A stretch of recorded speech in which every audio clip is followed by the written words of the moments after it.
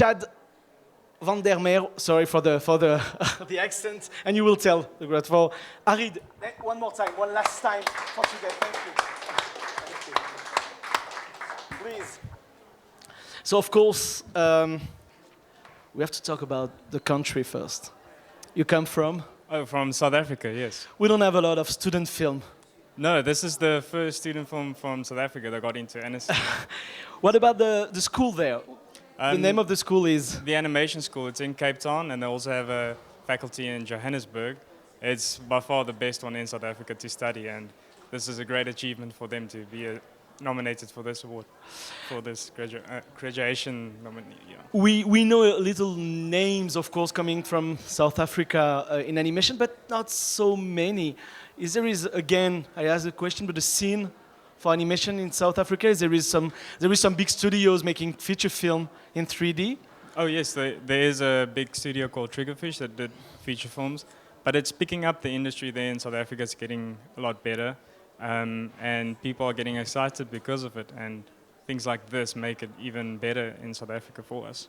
And when you go in a school like that, you think about, okay, I'm going to go to a studio after that, and you learn, because there is strong theme in your film also, so yes. You think, okay, well, maybe I can do some short film, or no, that's first studios, and you will see for short film after. Yeah, I think, can you just repeat the question? Yeah, no, just did you want to go to a studio when you came to the school, or did you want to make short film? What was the purpose? I think the goal was just to make a short film that was just beautiful and people would just enjoy. And the goal is to get into a studio after your graduation, so you do have that in mind.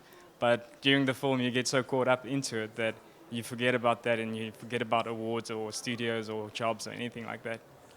What about the theme of the film, this theme of loss, and then you have to overcome the loss? Is it coming from a, I don't know, tell, story, something, or it's coming from a story from yourself?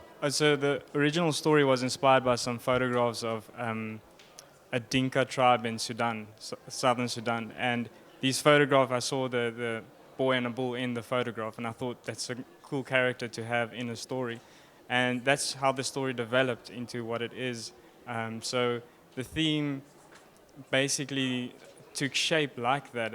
Originally it was nothing like that, but as soon as the team got together and we started writing on the story, it changed into this story about this boy and the relationship with his father. You worked with a lot of a team. Your team was big, or it was a small team? Yeah? Yeah, we had 6 people in the team at the animation school, and we each have our different departments, so it's very industry based. And yeah. Okay, so you are the director, then you work with somebody who did the screenplay with you? Yes, so I would do also animation, and we all did a little bit of everything. And we had riggers, we have lighters, we have concept artists and things like that. Yeah. What about the rhythm of the film? It's taking time to go on until we understand exactly what's going on in the film. It was something intentional? Do you really wanted the audience to don't understand at the beginning, or maybe and then suddenly you understand? Yes, it was very difficult to get that right because of the twist we have at the end.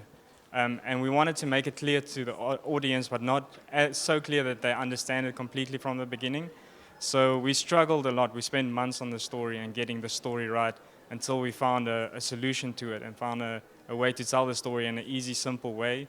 We took out a lot of things, we added some new things, and yes. Yeah, it was much a longer story or something much bigger at the beginning? Yeah, it was very big. We had a lot of stuff, and we had an ending where he actually arrived somewhere. We had stuff in the middle, stuff in the beginning, how they came onto the journey. But at the end, we just decided, just show them there. The story is the 2 people and the relationship. And It was important to make this, like you said, beautiful 3D animation film. It's really beautifully done. But to have this strong theme behind that. It was not only to show, I don't know, technical skills, but also to, like you said, tell a real story. Yeah, just an emotional story that people can connect to, and yeah. It was, did you, I don't know, show it to people at one point, animatics, to see if it works, or did you trust each other, your team, and say, okay, we're going to work with that and we'll see? No, we had a lot of animatics. We went through a lot of versions with different endings. We had help from our lecturers, from our principal, from other students, from people outside. So we showed it to a lot of people beforehand. And we wanted to make sure that people understand what happens at the ending and that they don't feel lost in the film and don't know what's going on. What about the music? Did it come first because the music is also really strong and help to narrate actually what's going on? So the music is done by Stellenbosch University, is also in South Africa. And then we send in our animatic and we met up with them and showed them the animatic and told them this is the kind of feel we had. We had some sample music as well that we played for them. And then they created the music for us and they did a really good job. Is it difficult I mean, like we said at the beginning, there is some people in South Africa who do animation, but not so much, actually. So do you look at other countries in the world? Now it's more easier, of course, with the internet and everything. Do you look at there, or you say no, we don't want to look too much at other, and we try to have our own way of doing animation? Yes, we definitely look at other countries and what's going on in France and America and places like that.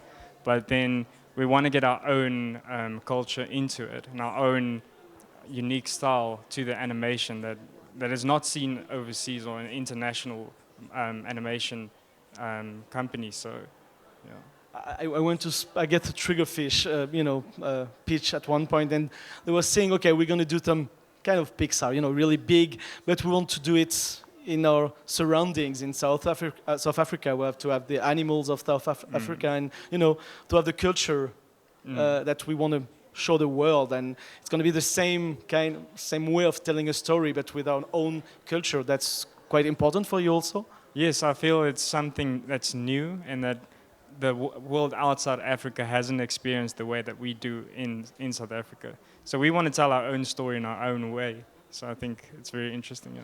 It's interesting not to do, not interesting, but it's important also not to do only political. Of course, for a long time in South Africa, the thing that we had were more political, of course. Now it's good to go to something else because that's still, what we heard here, of course, still difficult in a few places in South Africa, but it's good to show something else. I mean, not only political thing. Our film was very political in the beginning, and then when we had the characters and we had the models of them and the look of the film, we decided to move away from that and then just focus on these two on the journey and not tell anything about any political. You don't know what country they're from or who they are, what tribe or anything like that. So we kept it very neutral. And it's still a tale of surviving, actually. Yes, so yes. Okay, thank you very much. Thank you. Thank you.